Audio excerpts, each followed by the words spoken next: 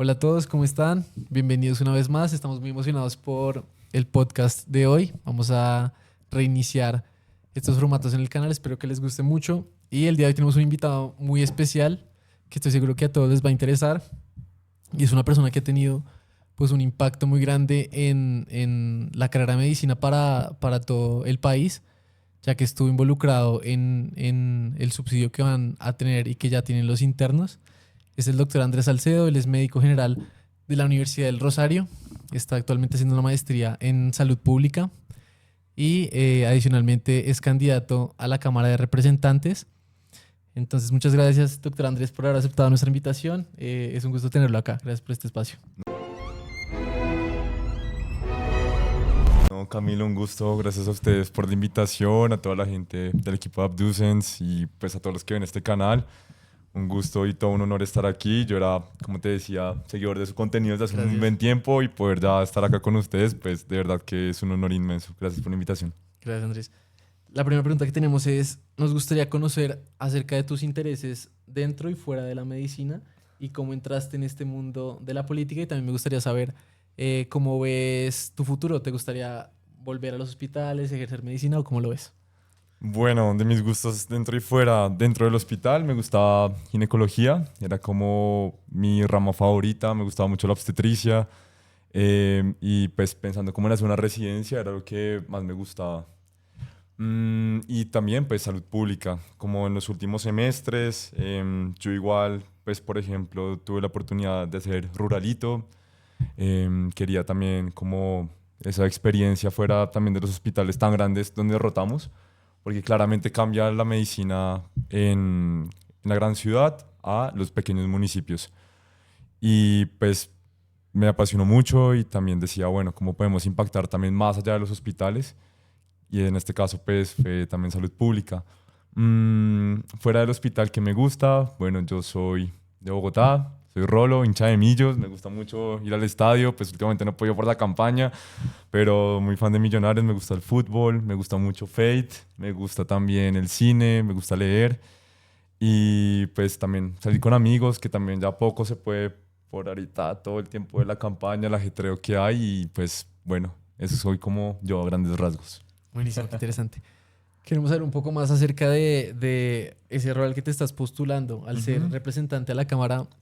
¿Cuáles van a ser esos objetivos principales que tendrás como ya en tu cargo? Bueno, Camilo, quiero hablarte como de mis banderas. La principal es la lucha por los trabajadores de la salud. Lastimosamente en Colombia las condiciones laborales son muy adversas, son malas para los trabajadores de la salud. Hoy el 80% del personal está contratado por prestación de servicios.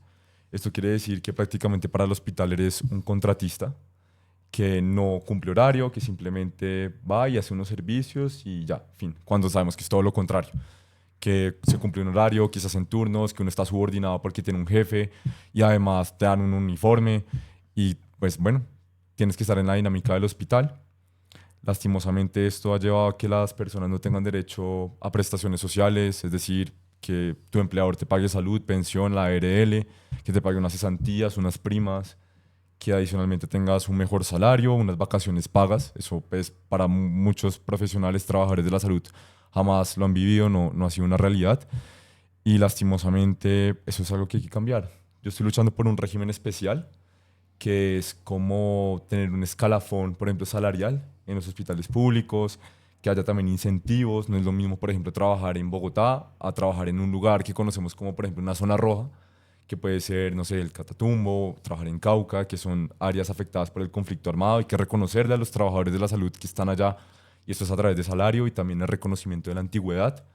Y eso también nos permite decir que, bueno, las personas que han estudiado un pregrado, que se han matado 6 años, 5 años en sus estudios y que también deciden ejercer la medicina general, la enfermería, pues hay que reconocerles que igual han tenido todo un recorrido, una experiencia y también en los territorios y eso pues también está demostrado a través del salario.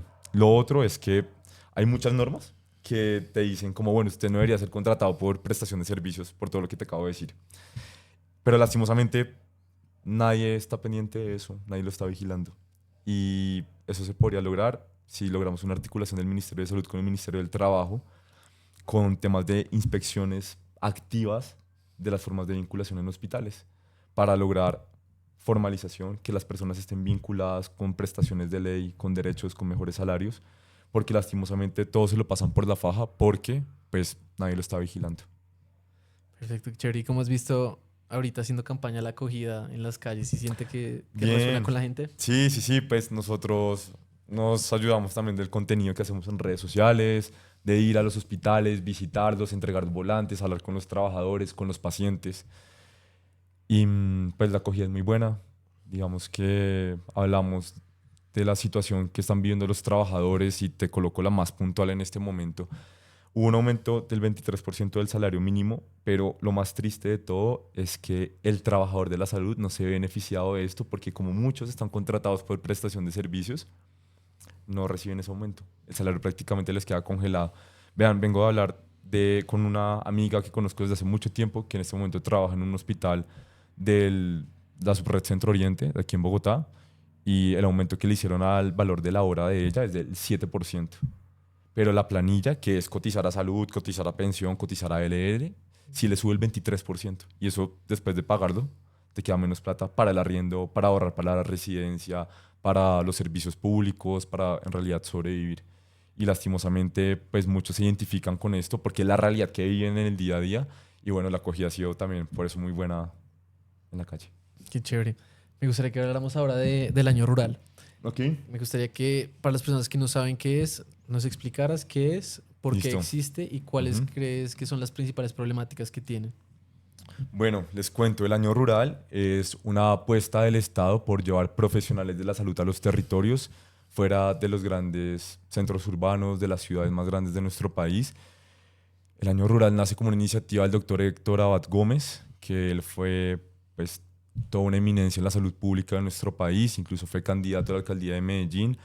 Él también entendía que cambiar la salud de las personas, su bienestar, estaba más allá de los hospitales y había que impactar en otras cosas, como por ejemplo que tuviera un alcantarillado, un acueducto decente. Y pues bueno, lastimosamente a él lo asesinaron, pero una también de sus políticas en las que incursionó fue en esto del servicio social obligatorio.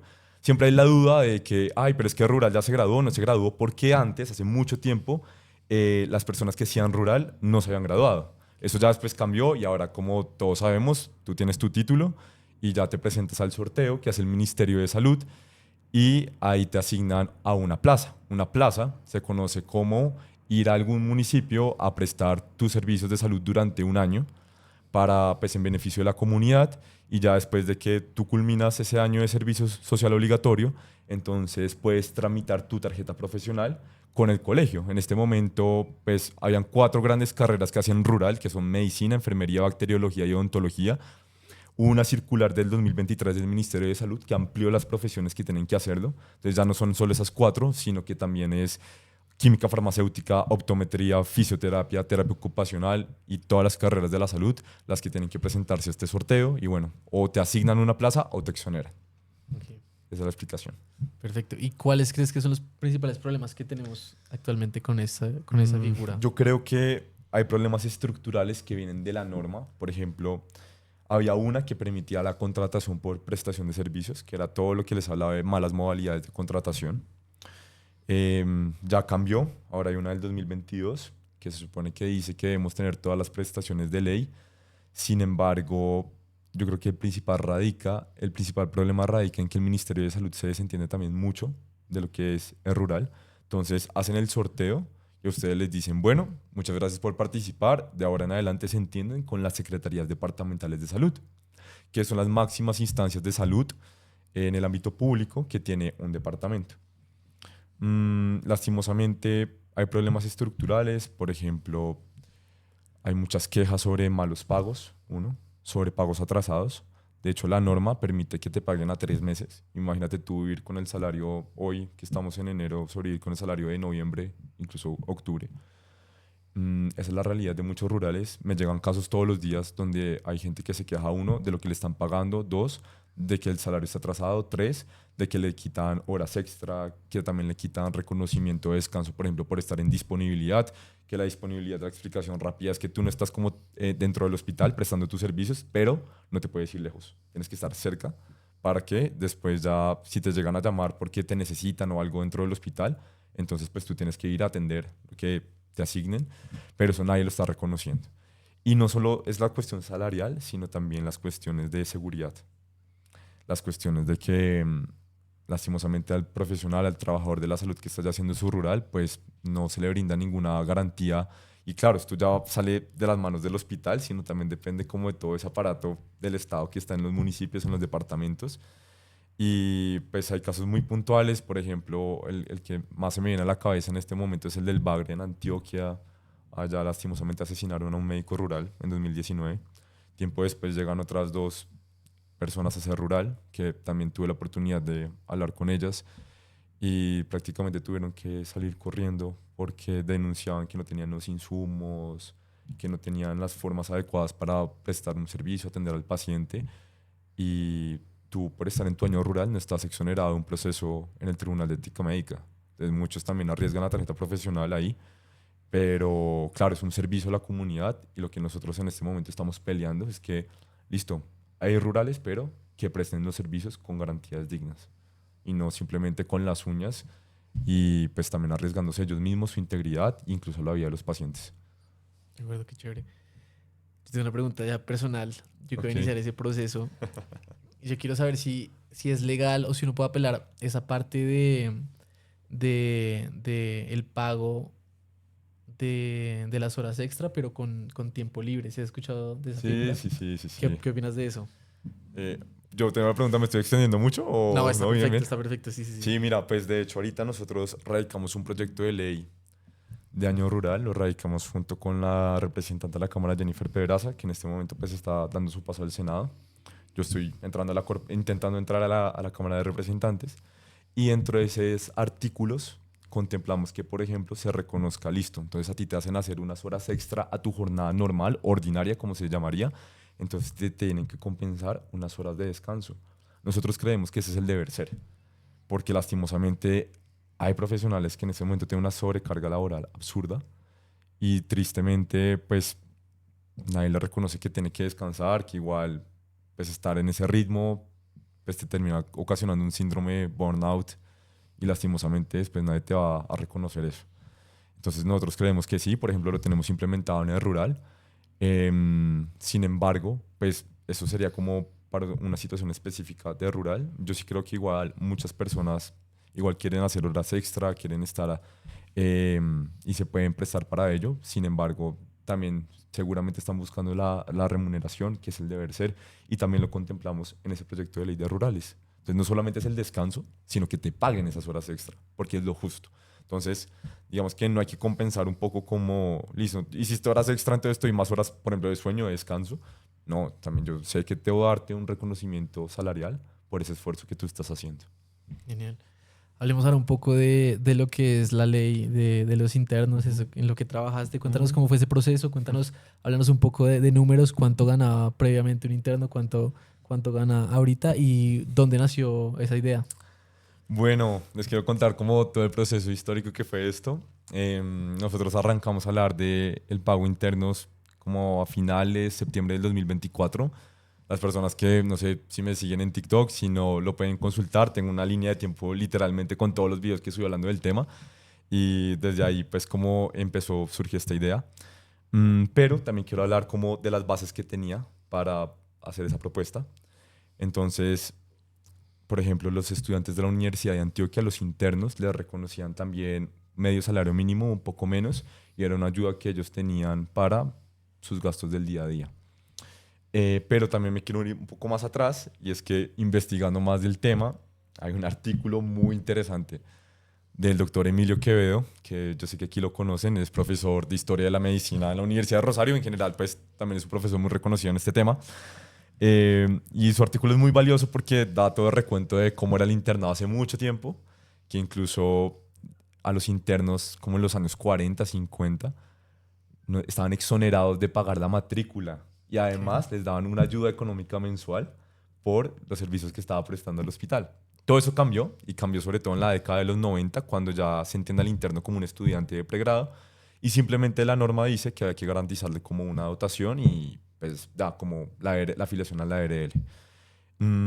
Lastimosamente, pues todos sabemos que se vive en el internado. Son jornadas de domingo a domingo, 12 horas. Sin duda alguna, incluso en muchos servicios el interno se vuelve una pieza fundamental porque tú eres quien pasa revista con los doctores y demás. Claro, hay muchas personas que critican el pago interno porque dicen, ay, pero es que ustedes no tienen proceso de responsabilidad si cometen un error o algo, pero es que eso no es justificación para no reconocer el trabajo que hacen los internos en los hospitales. Porque además tú, como interno, no vas a hacer las cosas porque sí, porque tú sabes que es la vida de los pacientes. O sea, tú haces todo el esfuerzo porque las cosas salgan bien.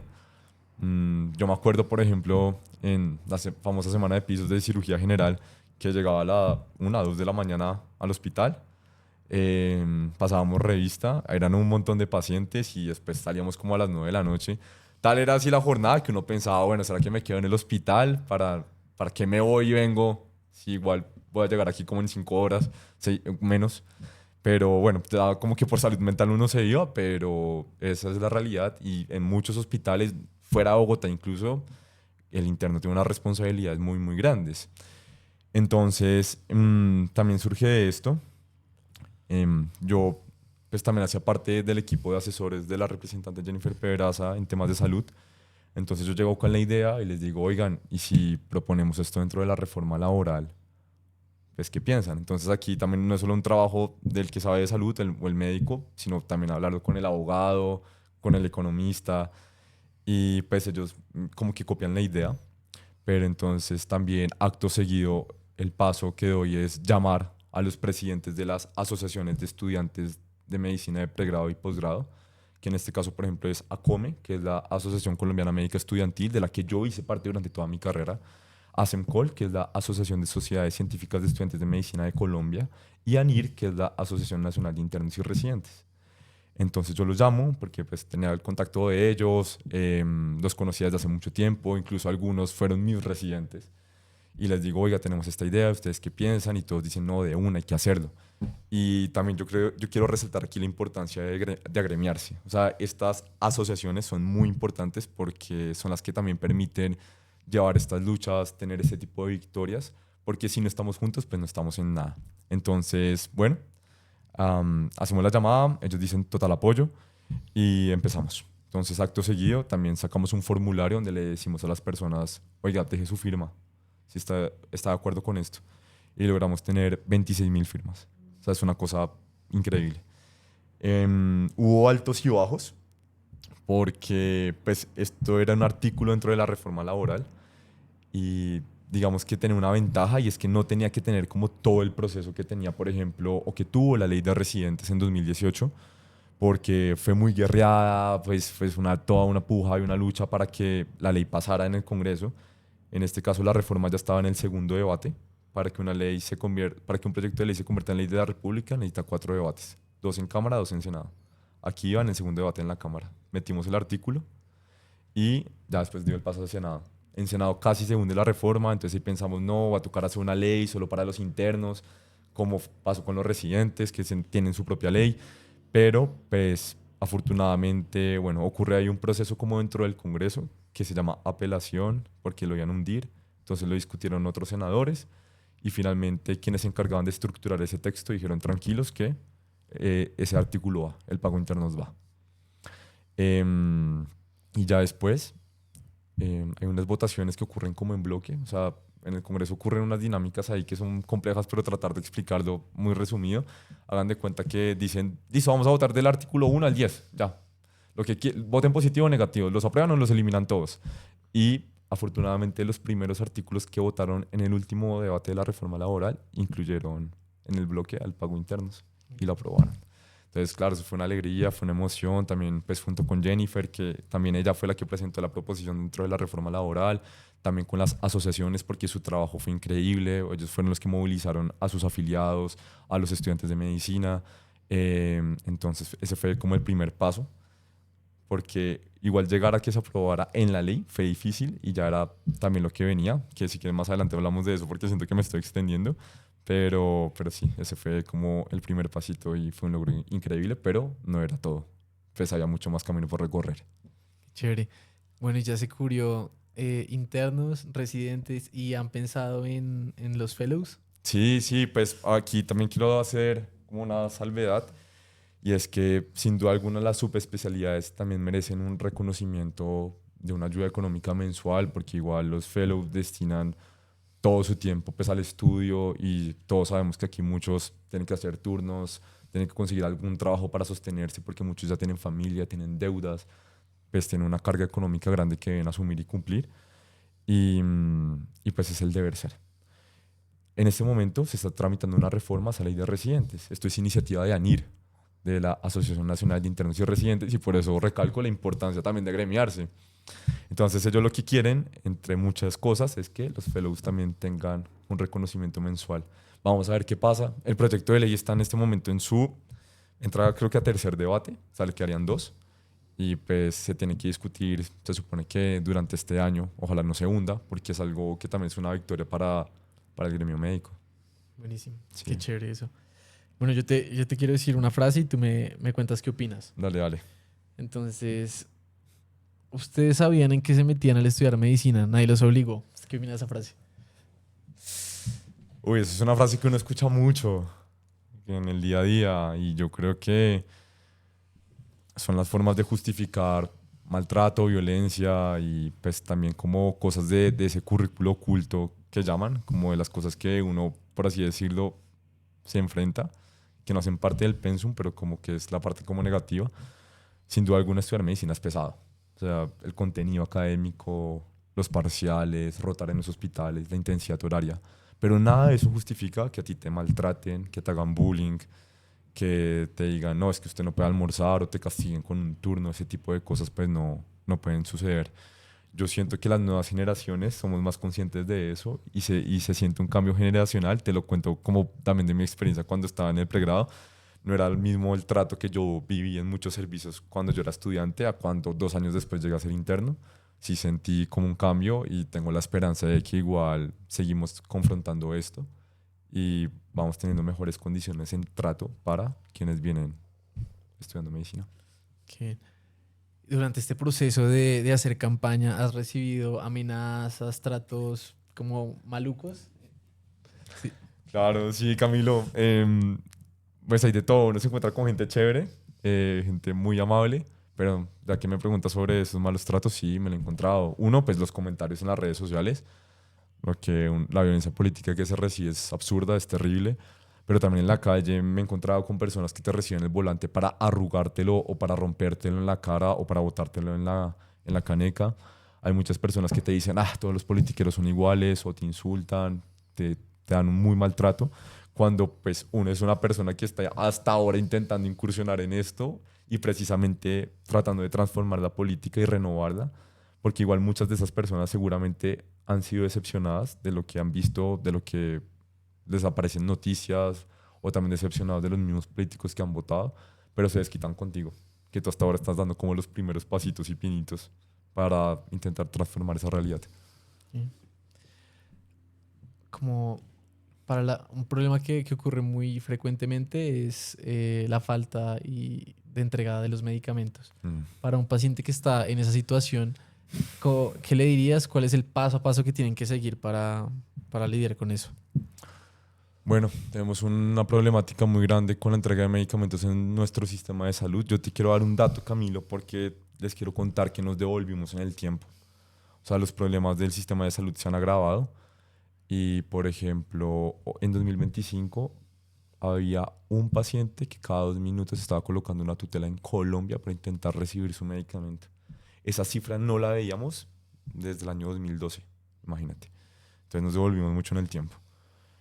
Lastimosamente ya ni siquiera la tutela se ha convertido en un mecanismo para que la persona le entreguen el medicamento. Ahora, ¿qué debería hacer? Pues el primer paso es, tú llegas a la farmacia, no te lo entregan, pues deberían dejártelo como pendiente, deberían dejártelo por escrito. Lastimosamente a muchas personas le dicen, listo, se lo entregamos en 5 días, se lo enviamos a su casa. No ocurre. El siguiente paso es la superintendencia de salud. Pero la superintendencia de salud, lamentablemente, pues como que llama la atención a la EPS, le dice, bueno, ¿qué está ocurriendo? Hace como un proceso de seguimiento, pero no necesariamente cuando la Supersalud cierra los casos, al paciente le han entregado su medicamento. Simplemente como que hizo un proceso administrativo con la EPS y hasta ahí. Y ya en la tercera instancia es colocar la tutela, que cualquier colombiano puede hacerlo. muchas veces sin asesoría de un abogado, pero sabemos que igual esto es difícil y pues muchos lo pagan porque, o sea, además de que no le dan el medicamento, hay que pagar al abogado para hacer también una tutela porque muchos no conocen.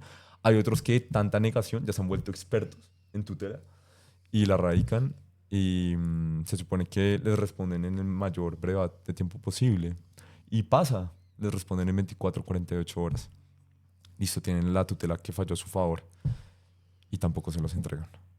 ¿Y sabes cuál es el último paso? Ya esto es como muy abogadístico, por así decirlo, y es, listo, entonces el juez dice, le incumplieron, entonces yo ordeno el arresto del gerente de la EPS ordeno el arresto del gerente del dispensario de medicamentos. Y tampoco, nada pasa. Por eso vemos en noticias que toda esa gente tiene como un montón de días, de horas acumuladas de cárcel, y pues no, nada ocurre.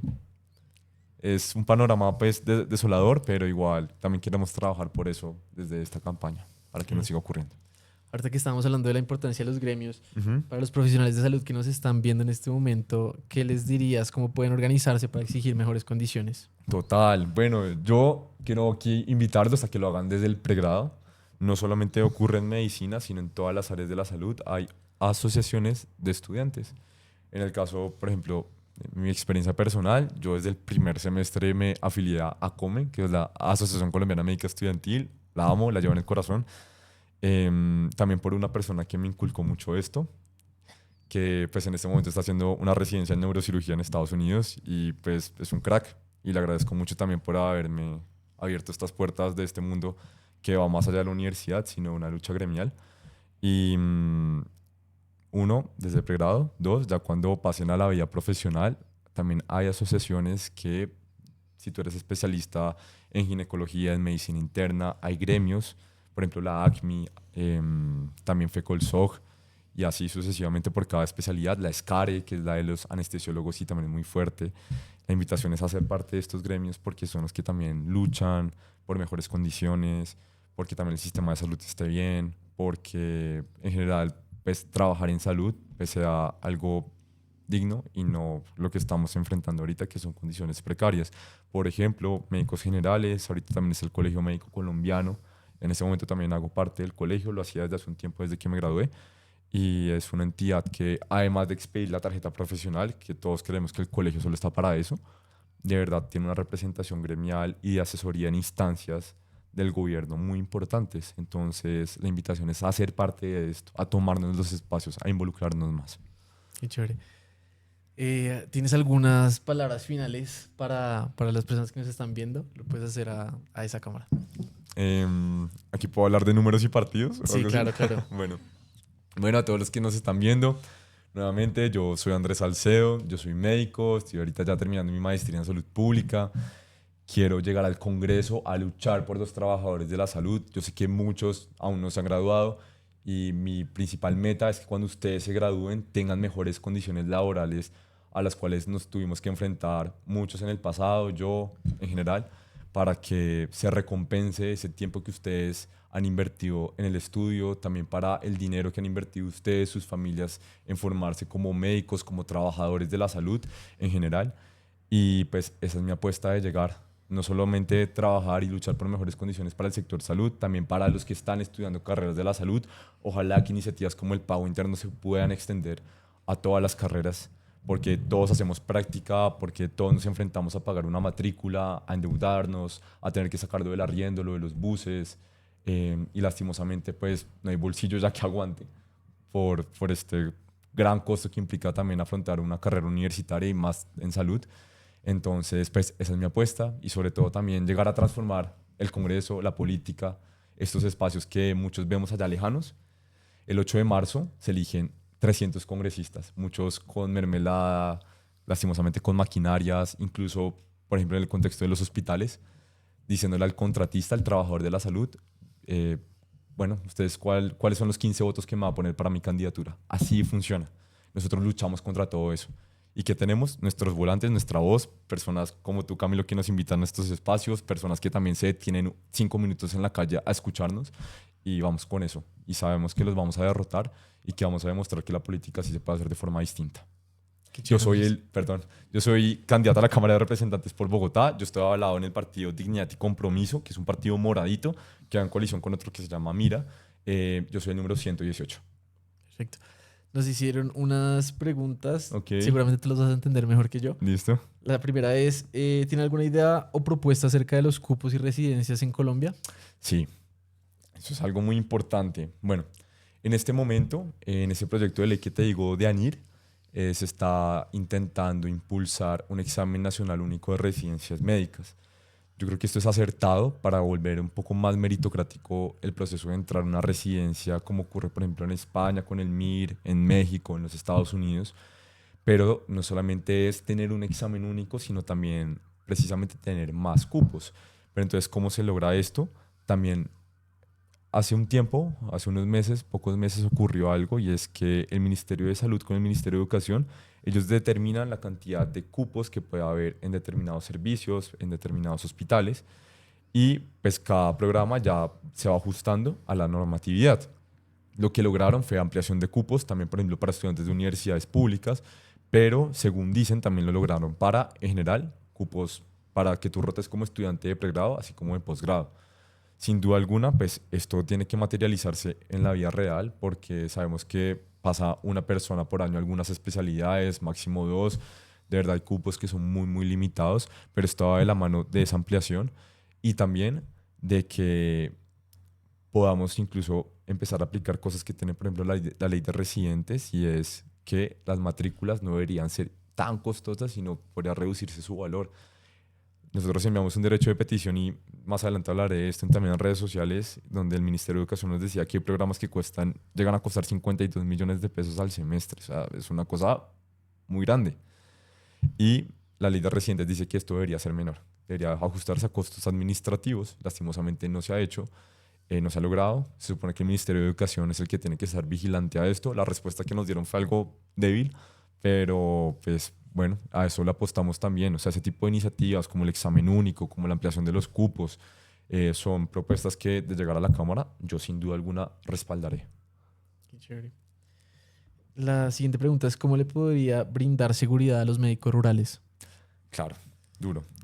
Yo sin duda alguna creo que aquí se debe articular con las instancias de seguridad de los departamentos, las secretarías, por ejemplo, las secretarías de gobierno. Em, Últimamente también hubo una expedición de una resolución del Ministerio de Salud, precisamente en pro de evitar violencia hacia el talento humano en salud. Sin embargo, también es una resolución que se puede quedar un poco en el aire, pero lo que yo creo es esa articulación con Secretaría de Seguridad, pero también incluso dentro de los propios hospitales hay muchos que trabajan sin ni siquiera tener como algún componente de seguridad, personas de seguridad dentro de los hospitales, y eso también es muy duro. Yo creo que debemos empezar por ahí, que también los gerentes de los hospitales entiendan la importancia de contratar a alguien de seguridad, que yo sé que muchos van a decir, ay, pero es que el presupuesto, alcaldes, gobernadores, por favor, la salud es muy importante, mantener a las condiciones laborales de los trabajadores de la salud, de los médicos rurales, de los profesionales que están yendo a prestar su servicio de daño rural, es muy importante poderlos mantener sanos y salvos. Entonces, el compromiso es, ellos tienen mucho poder porque saben en qué destinar los recursos, tienen esa decisión política y yo sí creo que hay que priorizar al talento humano en salud. Lastimosamente se han olvidado de nosotros, pero pues les mando este mensaje. La siguiente pregunta es, inicio el 1 de febrero, ¿cuándo debo pagar mi planilla?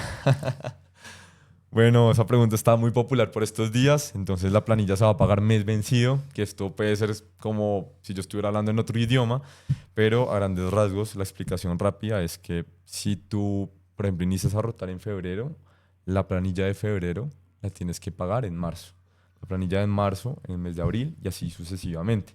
Yo también los invito a consultar en mis redes sociales, sacamos una guía de pago a internos y ahí está completa porque además tiene el calendario de fechas máximas y límites en las cuales ustedes pueden pagar la planilla. No es como, ah, no, yo tengo todo el mes para pagar. No, imagínate, y esto es como también consejo de adulto chiquito para que lo tengan en cuenta, y es que los dos últimos dígitos de tu cédula determinan como los días que tú tienes de plazo para pagar la planilla. Entonces los invito a que lo consulten porque si no, si pagan después de la fecha, les genera mora. Eso quiere decir que la planilla les sale más cara y eso quiere decir que tienen que sacar más de su plata de pago internos porque igual se lo reembolsan, pero la mora no se la reembolsan para pagar esa deuda que tendrán con el sistema de seguridad social. Ok, perfecto. Y la última pregunta es, ¿en qué fecha la universidad debe reportar los documentos para que nos paguen en febrero? Bueno, pues esto ya digamos que debería ocurrir en las primeras semanas del mes. Cada universidad igual les va a decir la forma y el mecanismo mediante el cual ustedes tienen que reportar la información. Si ustedes inician en febrero, seguramente el tema de cuenta bancaria es de lo primero que les van a pedir, pero ya para los que subieron su información de planilla, están rotando desde diciembre, desde enero, lo que viene es reportar también el pago de la seguridad social de la famosa planilla. Ahí les genera como un número de certificado de pago y ese las universidades se los van a pedir a ustedes. Entonces, estén muy atentos. La información se las da directamente a las universidades, pero ocurre en los primeros días del mes. Perfecto. Estamos haciendo e iniciando una dinámica y Ok. es que puedas dejarle una pregunta a la siguiente Sí. persona a la que vamos a entrevistar sin saber nada sobre él. Mm. Bueno, es algo bastante retador y me gustaría escuchar al próximo invitado que me dijera, bueno, es que no sé quién es. Mm, Bueno, no, lo que se le ocurra. ¿Cómo mejoraría las condiciones de los médicos generales en Colombia? ¿Cómo lo haría? Perfecto.